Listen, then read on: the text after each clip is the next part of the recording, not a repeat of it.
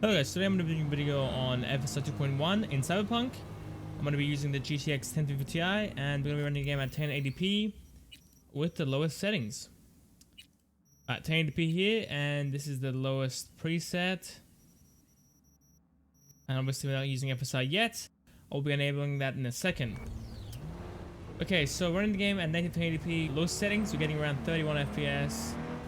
I will be going ahead and doing the in-game benchmark results at the end of the video as well. So if you care about that, you can go ahead and skip to that part.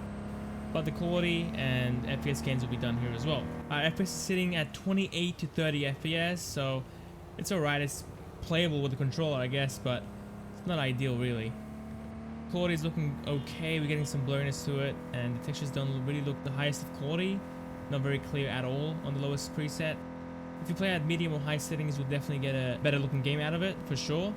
But I want to see the FPS gains, and I want to see if we can get a good stable 40 to 50 FPS out of this with the new FSR update. Now enabling FSR, we're going to be starting it off with the quality preset. Now here's the thing, I've done a video on comparing FSR 1.0 to the FSR 2.0 mod, and I know some of the issues that were caused by that. We had some trailing issues with the back of the car. But the quality looked a lot better, obviously. FPS is sitting in the high 30s now, even pushing up into the low 40s, which is incredible. The quality of the game is looking quite good as well. I don't really see any issues with it. It's looking very similar to the game running at native, which is obviously an improvement over FSR 1.0, where the game would just fall apart if you fell below quality at all at 1080p. Now I'm going to be looking for the trailing in the back of the car, see if that's an issue with the official build of the game.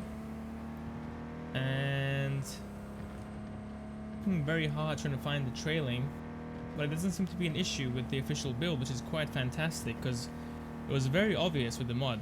Oh, I saw a bit of trailing with the front wheel there when I was spinning out. Let's try it again. There we go. Now I can see the trailing in the back of the car. Look at that. The wheels are trailing behind the car. If you're going at high speed, it's definitely far more obvious. Still kind of hard to see, but in the correct lighting it becomes very obvious. Playing normally you won't spot this obviously because it's just such a random thing, so it won't be an issue, but it's kind of annoying how it's still a problem with the official build.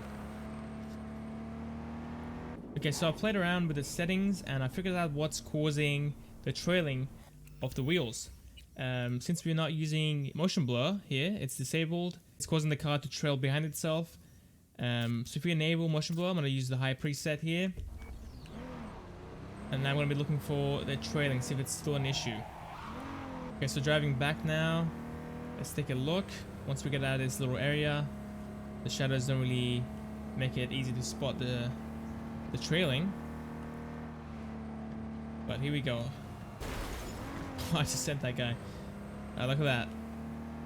Trailing is very difficult to see now. I'm going to come to the other side of the car as well. Absolutely no trailing at all, no sign of it. I'm going to turn around and drive the same way back because it was definitely far more obvious on this side than it is on the way up.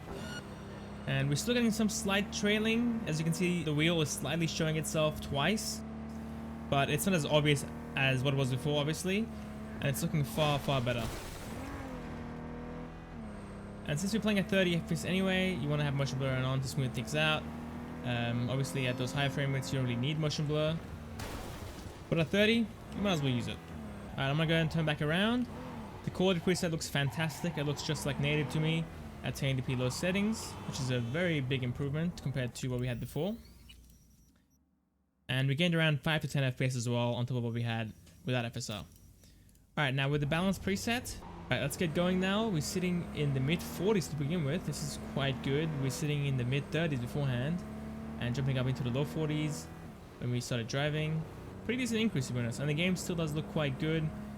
We are getting a lot more blurriness to the game actually in the distance, especially around the cars, but other than that, it's looking quite good. If you're playing on a smaller screen, obviously this will look way better than what I'm seeing. I'm playing on a 27-inch screen, and the flaws are far more obvious than a smaller screen, obviously.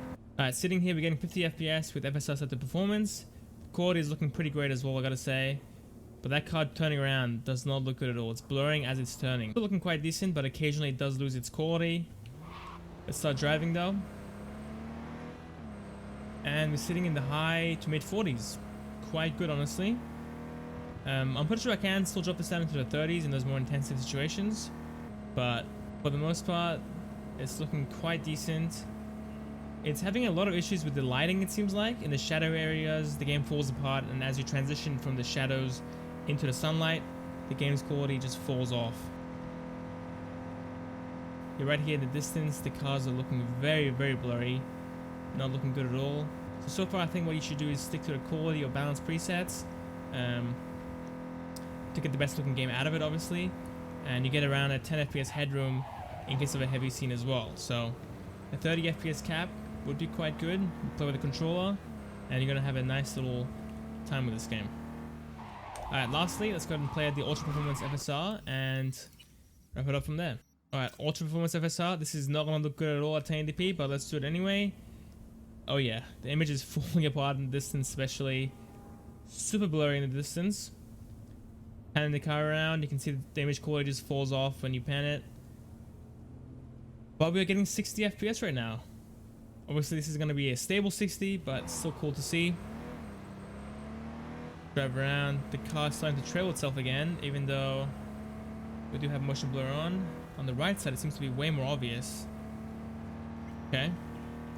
FPS is sitting in the mid 50s, mid to low 50s.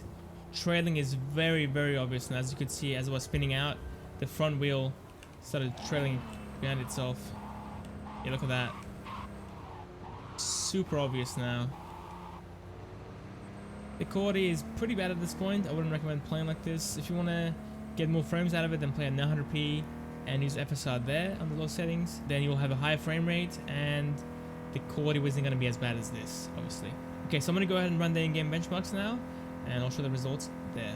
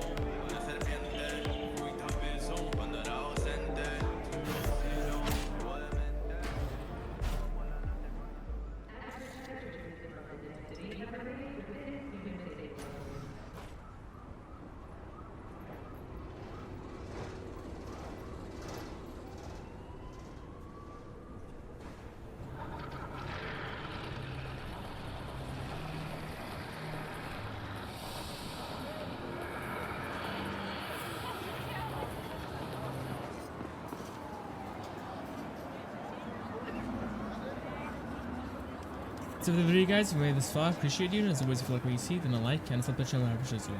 See you next time.